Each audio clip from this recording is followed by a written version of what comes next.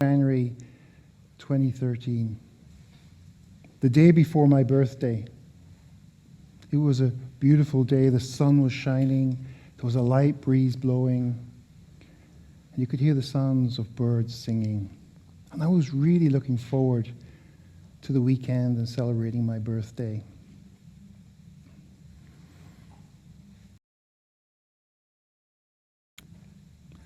I looked and I recognized the number. It was an important client. And we'd been playing one of those phone tennis things for about 24 hours.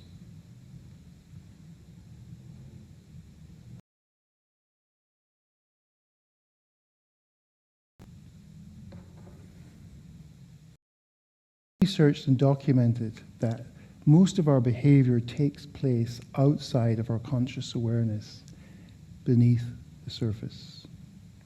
This is a very efficient use of the brain because we couldn't possibly process all the information coming at our senses in any given moment in time.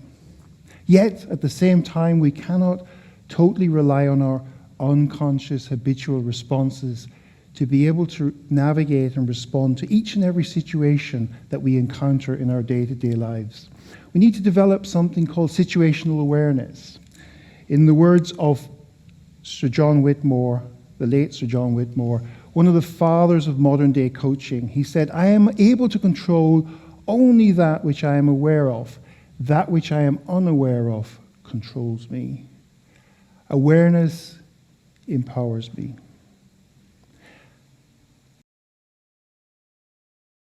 We often have to have the ability to respond, or responsibility. And the resources we need to do that, they often lie beneath the surface. Now, we live today in an increasingly volatile, uncertain, complex, and ambiguous world, what's known as VUCA. And it's so essential that each and every one of us, especially if we're leaders, develop the capacity to be able to respond to situations with the appropriate behaviors. So for the next 15 minutes, I'm going to introduce you to adaptive capacity, why you should develop it, what it is, and how you can go about it. But first, to be able to do that, I'm going to need your help. So I want everybody to stand up, please. Everybody stand up. We're going to do an exercise. Now, if anybody feels that they can't do the exercise, that's fine for whatever reason. But for those of you who can, please stand up. And I want you to just watch what I do and follow my instructions. Very simple.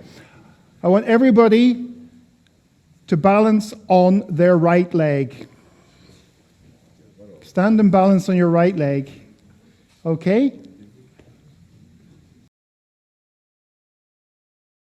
On your left leg. Okay. Now you can all sit down. Some of you will have had the sensation, a different sensation in your right leg and your left leg. Some of you may have even been able to balance better on your right leg or your left leg. And for those of us who have the use of both legs, we know that using both legs helps us navigate the world better. A skillful footballer who has a reputation for having a gifted right foot or left foot, until they encounter that defender who knows this, and they start to block them, it can be very frustrating for that footballer. So what was an apparent strength in a certain context has now become a weakness. And we all have these blind spots where what appears to us in some contexts as a strength can often turn out to be a weakness in another context. So let me ask you all a question here. Farmer, is rain a good or a bad thing? Hands up, all the economists in the room. Anybody studied economists? Okay. So you're probably going, it depends, yes. Of course it depends. It depends on a lot of things. But it depends especially on the context and what that farmer is trying to do. A skilled and experienced farmer will know what to do, when to do it, and how to do it. And in fact, context is fundamental to our understanding of the world around us. Many philosophers would even argue that all meaning is context dependent. And yet, not all contexts are simple to navigate. Some of them present themselves as paradoxical situations. So, for example, if we're running an organization, should we make our organization decentralized or centralized? Should we go for stability or should we go for high growth? Should we go for a directive style of leadership and management or a supportive style of leadership and management? Or should we be focusing on the future or focus on the present? Present easy choices. And one way to think about them is through the act of breathing. We don't choose to breathe in or breathe out. We do both. So we need to breathe in to take in oxygen. We need to breathe out to expel carbon dioxide. Yet we're reminded of the famous saying by Abraham Maslow, who said, if you only have a hammer, you tend to see every problem as a nail. And through my work, I still meet people who are running around with hammers. And guess what? In some contexts, that hammer works. But in other contexts, it doesn't. In fact, in those contexts, it may even make the situation worse.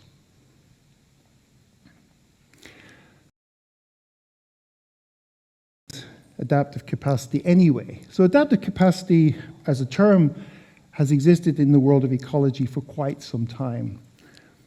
But in the world of management and leadership, it started to become popular several decades ago.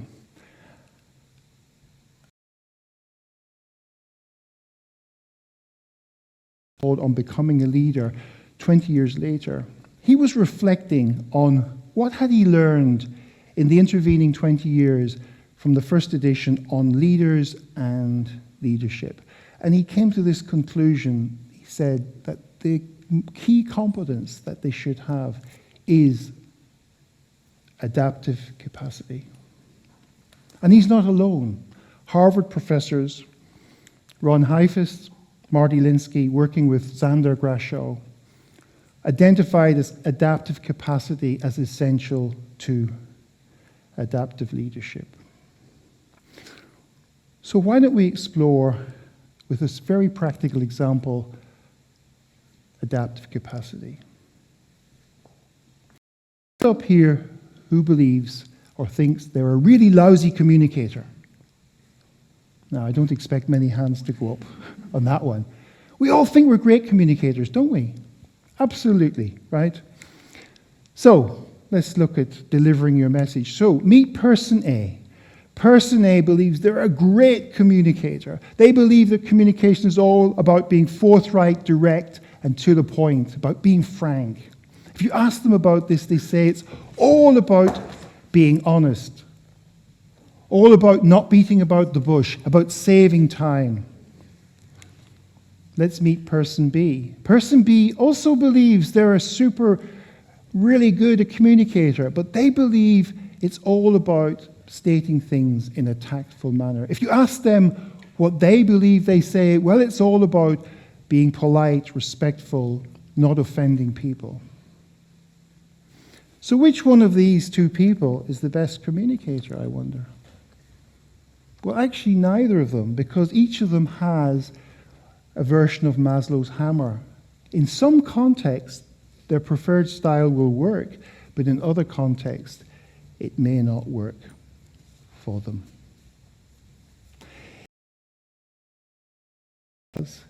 They'd become better communicators. Some of you may be wondering, I wonder, could you measure this? Because if you can measure something, you can do something about it, isn't that right? You can do something about it. Well, as it happens, you can. About 20 years ago, a colleague of mine, Dr. Dan Harrison, developed a methodology called the paradox technology. And many other colleagues, including myself and some other colleagues such as Rick Tate and Dr. Judy White in the United States, we've been working with this methodology in organizations to enable leaders and their teams to both discover, understand, and develop their adaptive capacity. So I'd like to show you how the measurement now works. Quite simple. So through an ingenious questionnaire, we capture some data.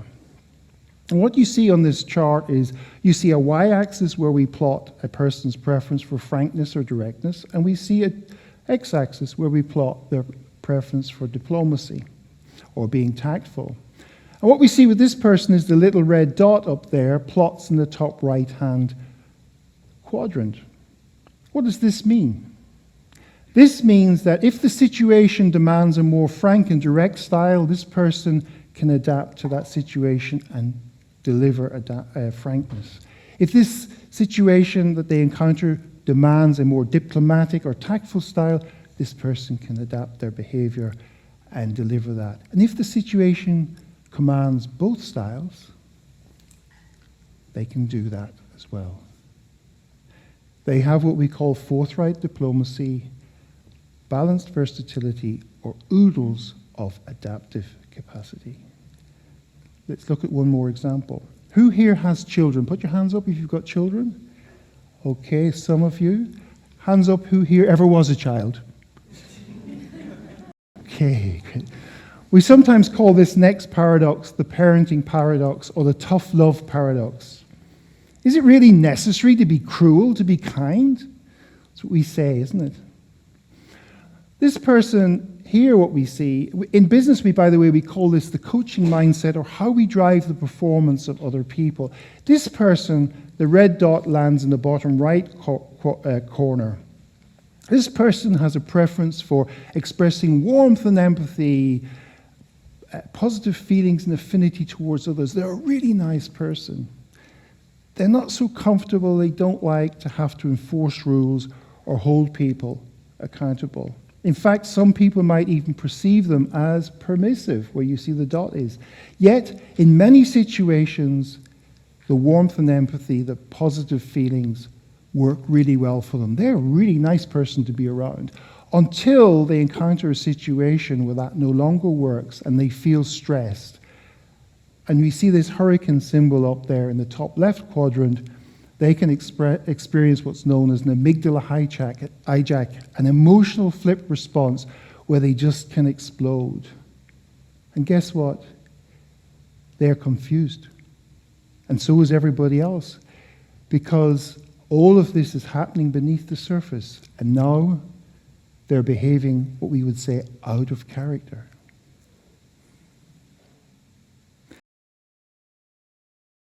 That if somebody is having this experience, through some coaching and training, we can help them develop their preference for enforcing rules and holding people accountable so that they can move up into that top right quadrant, become compassionate enforcers with balanced versatility and adaptive capacity.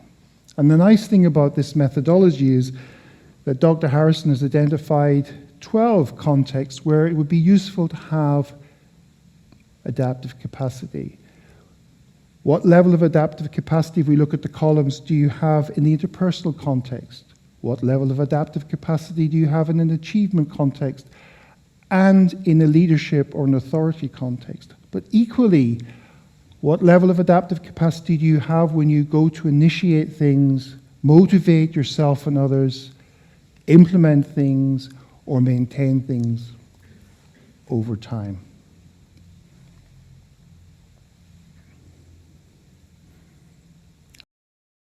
The call.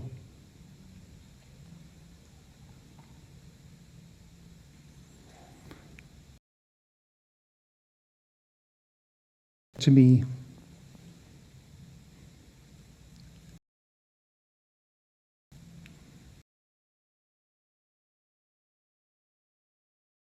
shocked. Our biggest client had just told me that they were going to stop working with all small suppliers, including us. For the sake of the team, I thought, don't panic. Don't panic. It'll all work itself out. It's all going to be okay.